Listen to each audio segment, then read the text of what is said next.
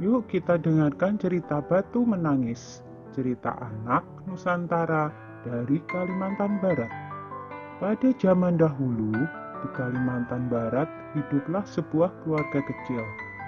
Sang ayah bernama Awang dan sang ibu bernama Sari. Setelah beberapa tahun, akhirnya lahirlah seorang anak perempuan cantik di keluarga itu.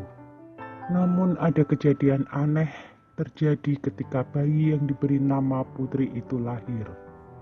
Angin bertiup kencang dan langit menjadi gelap. Proses kelahiran ini ternyata mempengaruhi sifat Putri yang tidak sesuai dengan harapan orang tuanya. Setelah tumbuh menjadi gadis yang cantik, kelakuan Putri berubah menjadi pemalas. Kerjanya tiap hari hanya berdandan dan tak pernah membantu ibunya mengurus pekerjaan rumah. Sifatnya manja dan kekanak-kanakan.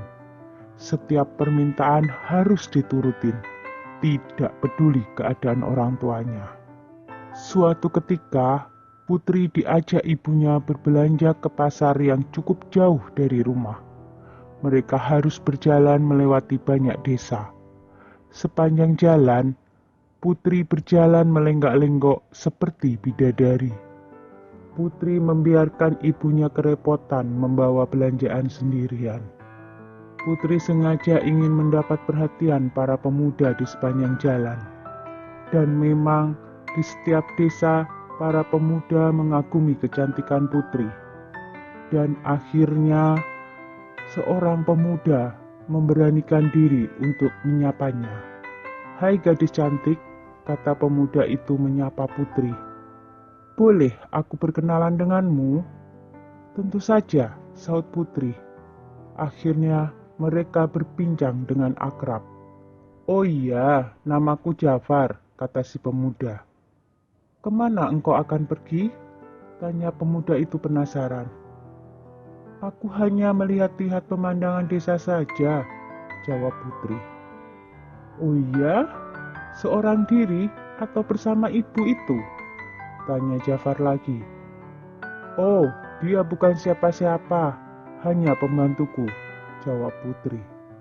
Putri selalu menjawab seperti itu setiap kali ada pemuda yang bertanya kepadanya. Dia selalu bilang bahwa wanita yang bersamanya adalah pembantunya. Mendengar Putri berkata seperti itu berulang-ulang, si ibu menjadi sakit hatinya. Dia berkata, "Ya Tuhan, betapa tega anakku berkata seperti itu. Apakah ia tak memikirkan perasaanku sebagai ibu kandungnya? Hatiku sakit Tuhan, aku tak tahan lagi. Berilah ia pelajaran." Seketika itu tubuh Putri seperti beku. Ia pun berteriak, "Ibu, ibu, apa yang terjadi padaku?" Ibunya tak menduga bahwa perkataannya menjadi doa dan dikabulkan oleh Tuhan. Ibunya menangis sedih, tak tahan melihat keadaan Putri yang mulai kaku seperti batu.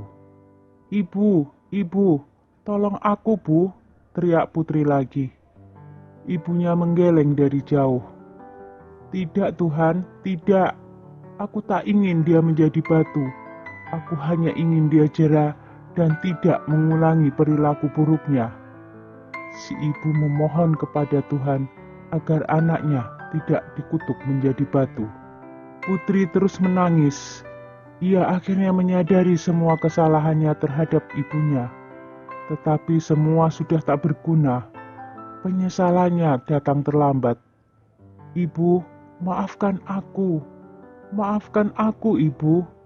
Tak lama kemudian, Putri pun terdiam. Dia telah berubah menjadi batu untuk selamanya. Jangan pernah menyakiti hati ibu dan orang tua kita, karena itu adalah perbuatan yang sangat tercela. Segeralah meminta maaf jika kita pernah menyakiti hati orang tua kita. Sekian dulu ya ceritanya, jumpa lagi.